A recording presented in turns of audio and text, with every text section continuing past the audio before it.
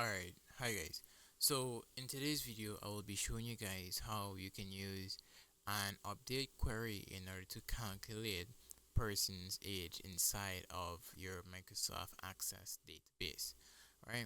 So if you look here, we have our SBA or IT SBA, and this is task C, right? And we have our queries, and the first one is calculate and update the age of all patients and name this query age. Okay, so in order to get this step, of course, you would first have to create your database with a members table, branches table, and a medical bill table, and have these as your different fields here on your table, right? So once you have these fields and tables created, it should look something like this here, right? You have your different tables created, right? Don't worry about this right now, but you have your different tables created. So now what you need to do is you go to your members table. Alright, so right now my members table, right? It has age and it has person age in here. But we don't want this, right? So I'll just select this here, delete it, I'll add back this field. Right, so it's a number and we name this age, right? And we can put it exactly where we had it first. So if it was here, and we can rename birth just for the sake of this video, right? Forgive me.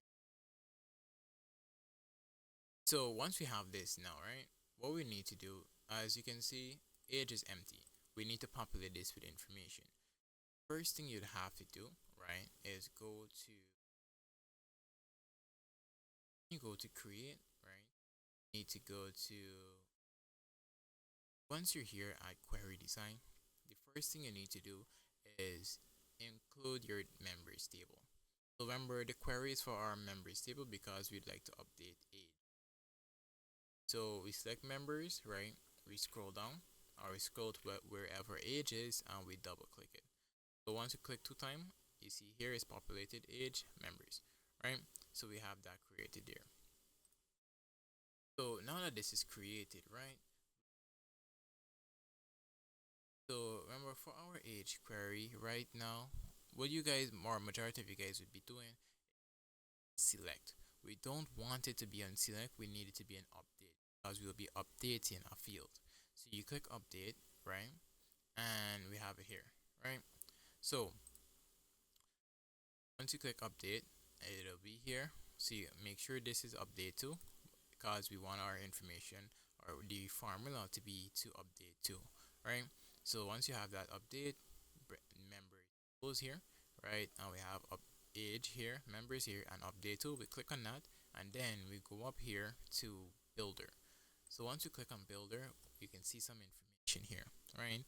And what the first thing you have to do is go to functions. So click on the arrow here to expand it, right? And then we click on built-in functions. Once you click on built-in functions, you'd see some information here. Of course, once your date has been set to date of and time for the date of birth, like date of time, and we go over here, not C date, nor CV date, we want it to date alone. So you click on date alone and you double click. Once you double click this, as you can see, something was populated here. So once this is populated, right, all you need to do is put a minus sign here. So once you put your minus sign and your space, right, the next you can move on to the next step, which would be go on to patient records. So in your patient records, you have to click tools, and remember we're dealing with members, the members table.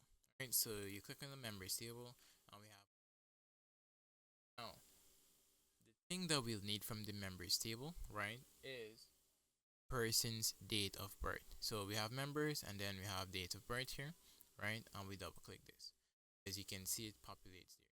Date, open bracket, close bracket, minus members, and then we have date of birth. Are in a bracket.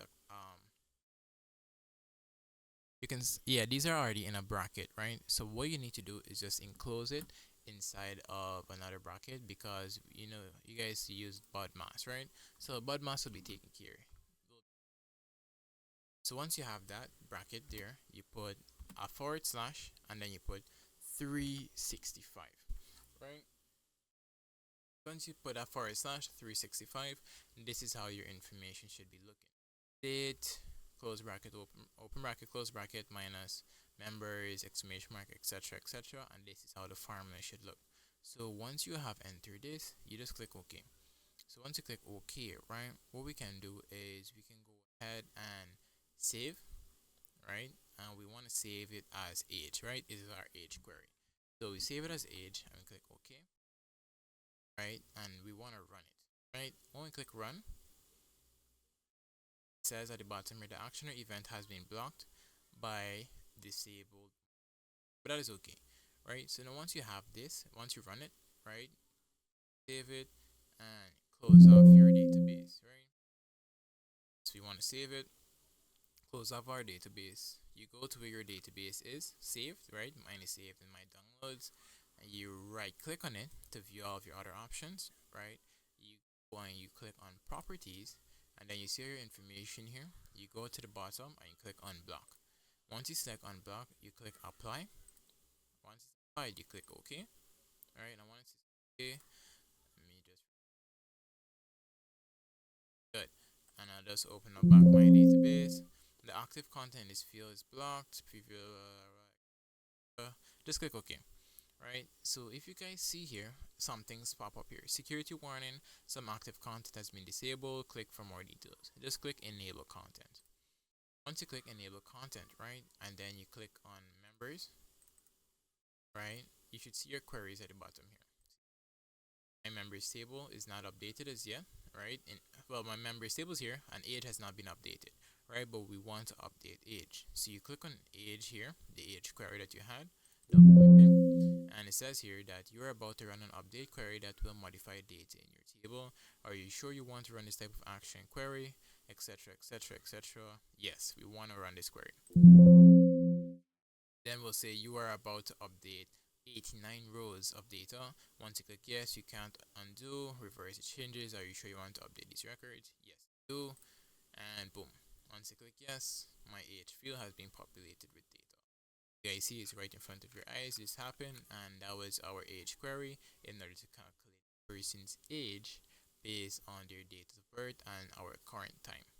Alright, so thank you guys for watching. Hope my explanation be understood.